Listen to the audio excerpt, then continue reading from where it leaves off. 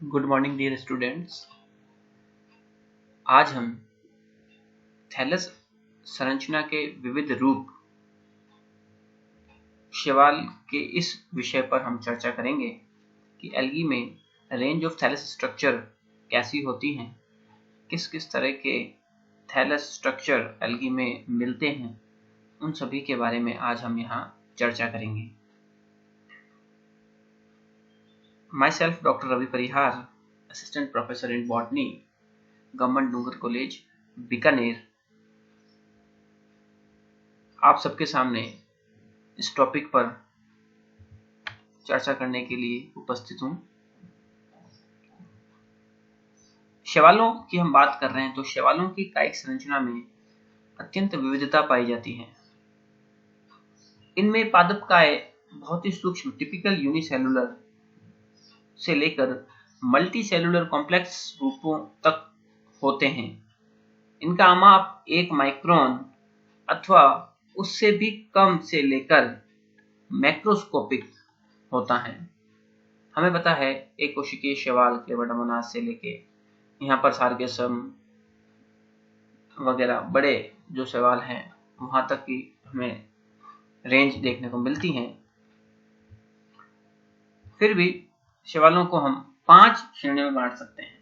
Unicellular form यानी कि एक कोशिकीय रूप, कॉलोनियल फॉर्म्स यानी कि निवह रूप, फिलामेंटस फॉर्म यानी कि तंतुल रूप, साइफोनियस फॉर्म और लास्ट है पैरेन्काइमी फॉर्म या पैरेन्काइमेटस फॉर्म या पैरेन्काइमी रूप।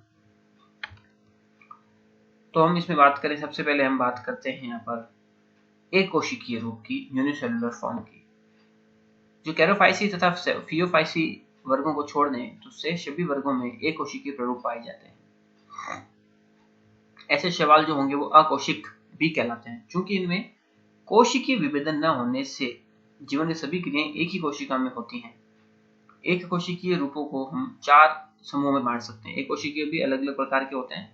एक कोशिकीय रूप सबसे पहला है राइजोपोडियल एक कोशिकीय यानी राइजोपोडियल यूनिसेल्स। राइजोपोडियल कोशिकाओं में दृढ़ कोशिका भित्ति का अभाव होगा तथा इनमें प्रोटोप्लाज्मिक प्रोजेक्शंस पाए जाते हैं जिनके द्वारा यह अमीबीय गति करते हैं। दृढ़ कोशिका भित्ति की अनुपस्थिति के कारण इन कोशिकाओं के आकार और अमाप में निरंतर परिवर्तन होता रहता है। एग्जाम्पल है इसका राइजोक्राइसिस, राइजोक्लोरिस, क्राइसएमीबा एटसेट्रा। एक कोशिकीय रूप में दूसरा है कशाभिकीय एक कोशिक यानी कि फ्लैजिलेटेड यूनिसेल्स। साइनोफाइसी, फियोफाइसी, रोडोफाइसी को छोड़ दें तो अन्य शैवाल समूहों में फ्लैजिलेटेड वेजिटेटिव सेल्स पाई जाती हैं। इनमें कशेरुकियों की संख्या तथा प्रकार में भिन्नता होती है। इनमें कशेरुकियों की संख्या अलग अलग हो सकती है। उदाहरणार्थ क्लोरोफाइसी वर्ग के शैवालों की कायिक कोशिका चल बीजाणु एवं युग्मकों के में समान माप की 2 कशेरुकियां होती हैं। डायनोफाइसी व जंतोफाइसी वर्ग के शैवालों में भी 2 कशेरुकियां होती हैं, परंतु यूग्लिनोफाइसी वर्ग के सदस्य में केवल 1 कशेरुकिया होती हैं जो कोशिका के अग्रभाग में निवेशित होती हैं।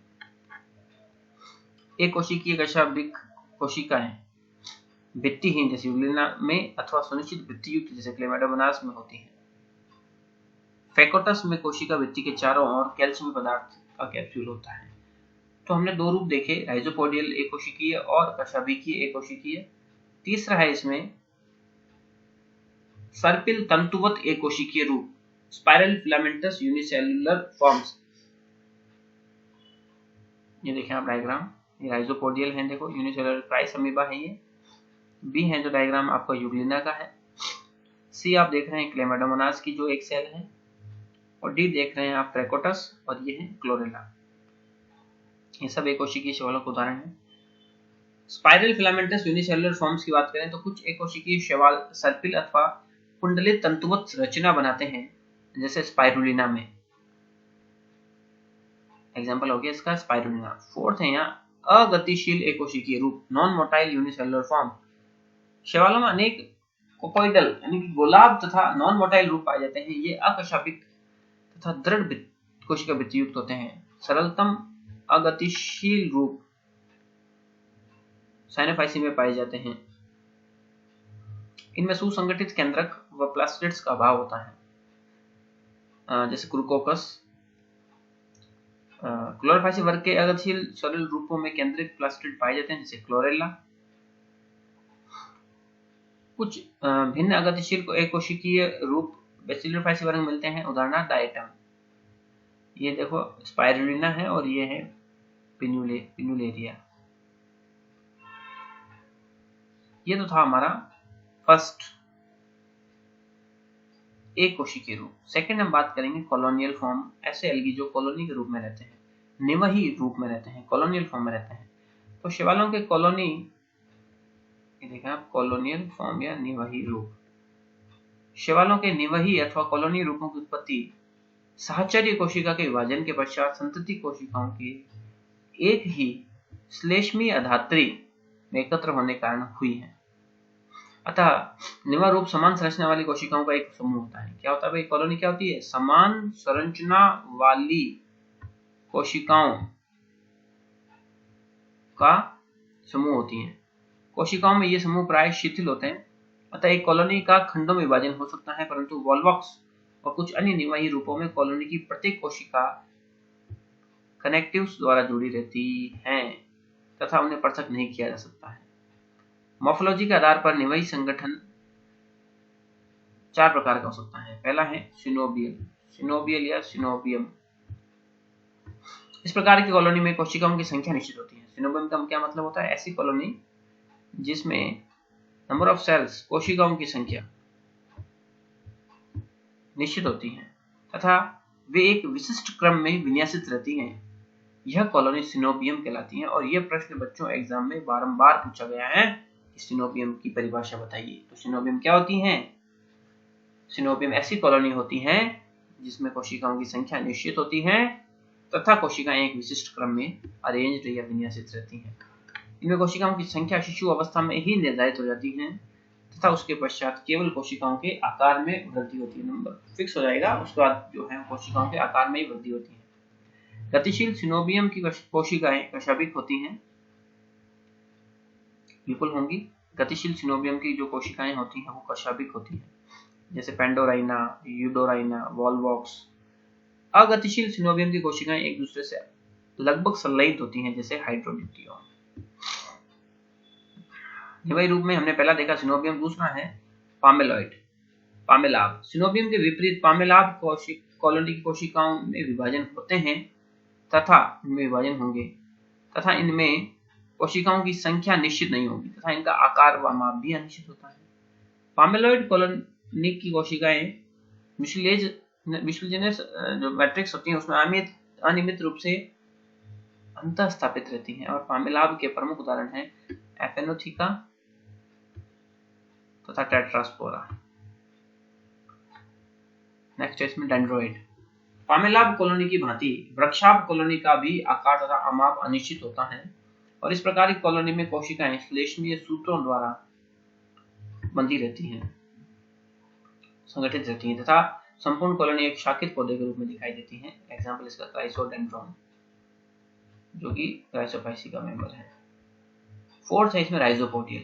राइजोपोडियल कॉलोनी में कोशिकाएं राइजोपोडिया के द्वारा जुड़ी रहती हैं। किसके द्वारा भी? राइजोपोडिया के द्वारा। और क्राइसोफाइसी वर्ग का क्राइसिडियस्ट्रम इस वर्ग का, इस कॉलोनी का प्रमुख उदाहरण है। सेकंड हो गया कॉलोनियल फॉर्म। कॉलोनियल फॉर्म में हमने सिनोबियम पढ़ा, पामेलाब पढ़ा, डेंड्रोइड पढ़ा और राइजोपोडियल पढ़ा।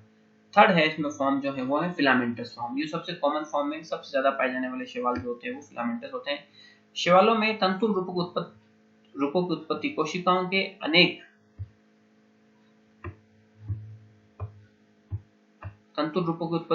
अनेक अनुप्रस्थ विभाजनों से हुई है और इसमें संतति कोशिकाएं पृथक न होकर एक ही दिशा में जुड़ जाती हैं तथा एक तंतु बनाती हैं। तंतु में कोशिकाएं एक अथवा अधिक पंक्तियों में हो सकती हैं तथा तंतु शाखित अथवा अशाखित हो सकते हैं। अशाखित तंतु। सरल एवं अशाखित तंतु शैवालों के केवल कुछ ही वर्गों में पाए जाते हैं।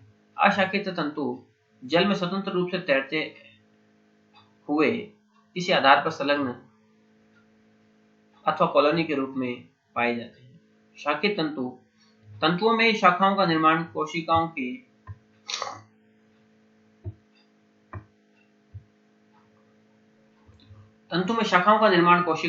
में लैटरल आउटग्रोथ की उत्पत्ति तथा उसमें अनुप्रस्थ भित्तियों के बनने से होता है। तंतुओं में शाखन आभासी अथवा सत्य हो सकता है।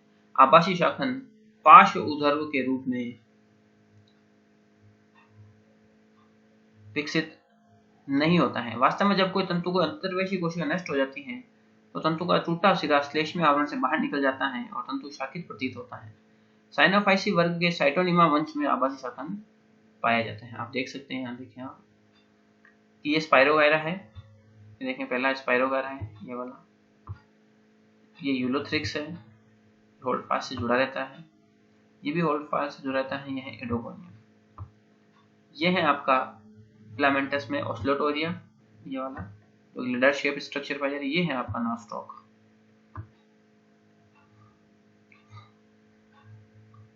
ये एक्टोकार्पस है, ये वाला, ये भी एक्टोकार्पस है।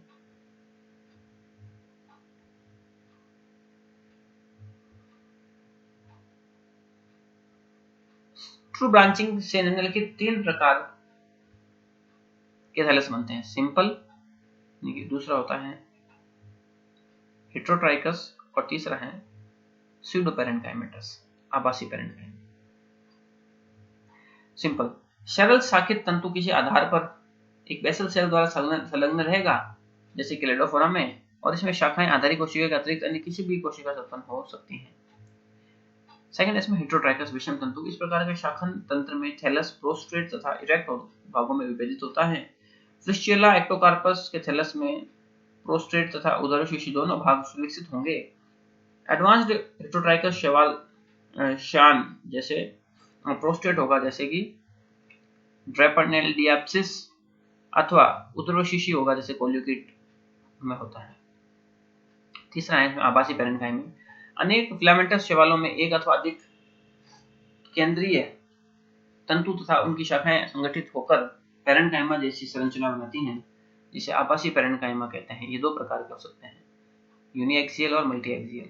यूनिएक्सियल में एक ही तंतु की शाखाओं से निर्मित होते हैं, जैसे बैट्रिकोस्पर्मम में, और मल्टीएक्सियल में एक से अधिक अक्षीय तंतु की शाखाओं से निर्मित होते हैं, जैसे पॉलीसाइफोन। फोर्थ रूप है इसका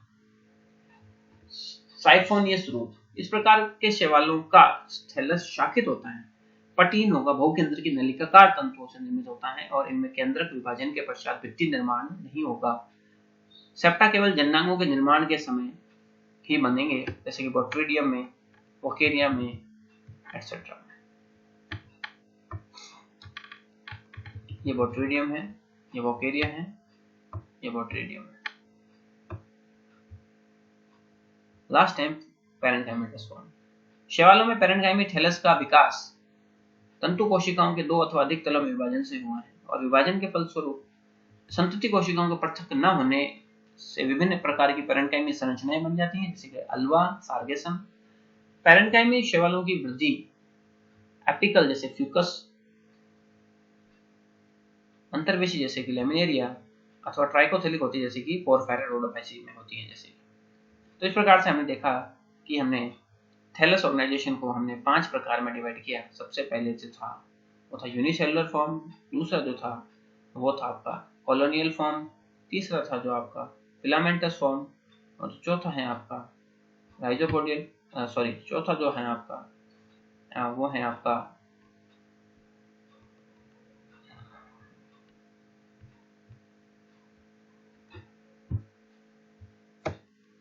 चौथा फॉर्म जो है वो है आपका साइफोनेशियस फॉर्म, और 5वां जो है पेरेन्काइमी फॉर्म। तो इस प्रकार से इन 5 प्रकारों में थैलस ऑर्गेनाइजेशन है वो जो है वो व्यवस्थित है। इन 5 प्रकार के जो है वो थैलस मिलते हैं। नेक्स्ट क्लास में हम क्लासिफिकेशन के बारे में चर्चा करेंगे कि शैवालों को किस प्रकार से क्लासिफाई किया गया है, किसका क्लासिफिकेशन सर्वमान्य है, और किस क्लासिफिकेशन को हम सर्वमान्य सर्वोच्चता प्रदान करके हम पढ़ते हैं। तब तक के लिए थैंक यू, टेक केयर।